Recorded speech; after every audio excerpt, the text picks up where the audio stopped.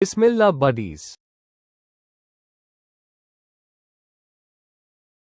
Saudi अरब के एक छोटे से गांव में, जहां खजूर के पेड़ धूप में झूमते और हवा में मिट्टी की खुशबू बसी रहती थी, वहीं उमर और अहमद नाम के दो छोटे, शरारती और जिज्ञासु बच्चे अपने दादा हसन के साथ रहते थे।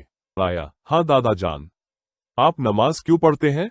हम भी बड़े होकर नमाज पढ़ेंगे, लेकिन हमें समझ नहीं आता कि नमाज क्यों पढ़ी जाती है। दादाजी मुस्कुराए, उनकी आवाज ठंडी रेगिस्तानी हवा की तरह मधुर और मधुर थी। उन्होंने उन्हें पास आने का इशारा किया और वे उत्सुकता से उनके घुटनों पर इकट्ठा हो गए। आह, मेरे प्यारे पोते पोतियों, उन्होंने शुरू किया, इस छोटे से गांव में, जहां हर दिन उगता और डूबता सूरज हमें अल्लाह की शक्ति की याद दिलाता है, प्रार्थना का महत्व और भी स्पष्ट हो जाता है। प्रार्थना केवल एक दायित्व नहीं है, यह एक गहरा उपहार है उस व्यक्ति के साथ एक संवाद जिसने इस विशाल रेगिस्तान, तारों से जगमगाते आसमान और हम सभी को बनाया है। उन्होंने एक पल के लिए विराम लिया, अपने शब्दों को समझने के लिए। कल्पना करो मेरे बच्चों कि तुम्हारा एक प्यारा दोस्त है जो तुम्हें वो सब कुछ देता है जो तुम कभी चाह सकते हो। वो तुम्हें सांस लेने के लिए हवा, खाने के लिए खजूर और पानी, और इस गांव में एक शांतिपूर्ण जीवन जीने की क्षमता प्रदान करता है। क्या तुम इस दोस्त को धन्यवाद नहीं देना चाहोगे? क्या तुम उससे बात नहीं करना चाहोगे, उसे बताना नहीं चाहोगे कि तुम उसके कितने आभारी हो? अहमद की आंखें चमक उठी।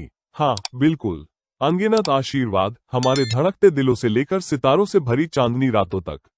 नमाज उनका शुक्रिया अदा करने का हमारा तरीका है। यह उनकी सभी दयालुता के लिए आभार व्यक्त करने का हमारा तरीका है। प्रार्थना के 5 मुख्य पहलू। उन्होंने अपना हाथ उठाया, अपनी उंगलियों पर प्रत्येक बिंदु की गिनती की। प्रत्यक्ष संबंध। सबसे पहले, प्रार्थना अल्लाह के साथ हमारा सीधा संबंध है। जब हम नमाज में खड़े होते हैं, खासकर इस पवित्र भूमि पर जहां से इस्लाम का प्रकाश फैला है, तो हमें ऐसा लगता है जैसे हम बिना किसी मध्यस्थ के उनसे बात कर रहे हैं। यह एक निजी, गहन क्षण है जहां हम अपने दिल से बात कर सकते हैं, मार्गदर्शन मांग सकते हैं और क्षमा मांग सकते हैं। शांति और स्थिरता। दूसरी बात, उन्होंने कहा, प्रार्थना शांति और स्थिरता का स्रोत है। इस साधारण जीवन में भी हमारा मन कभी कभी परेशान हो सकता है। जब हम प्रार्थना करते हैं तो हम कुछ क्षणों के लिए बाकी सब कुछ पीछे छोड़ देते हैं। ये हमारे दिल और दिमाग को सुकून देता है और हम अल्लाह की सुरक्षा में घिरे हुए महसूस करते हैं। अनुशासन और उद्देश्य। उमर ने अधिक दिलचस्पी के साथ पूछा, तो ये हमें अच्छा महसूस कराता है? यह उससे कहीं अधिक है, मेरे विचारशील उमर, दादाजी ने उत्तर दिया। यह अनुशासन और उद्देश्य लाता है। फज्र के लिए सुबह जल्दी उठना, बकरियों की देखभाल करते समय जुहर के लिए रुकना हमें अनुशासन सिखाता है और हमें याद दिलाता है कि हमारे जीवन का एक बड़ा उद्देश्य है। यह एक अनुस्मारक है कि हम केवल इस दुनिया के लिए नहीं बने हैं।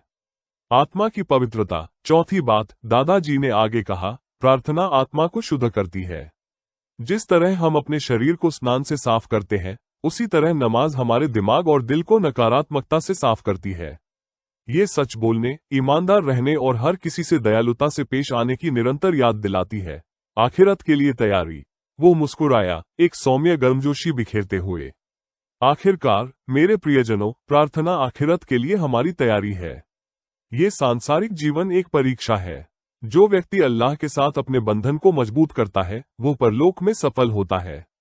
यह एक ऐसा प्रकाश है जो हमें दुनिया की परीक्षाओं के दौरान सीधे रास्ते पर रखता है और परलोक में हमारे लिए सिफारिश करता है।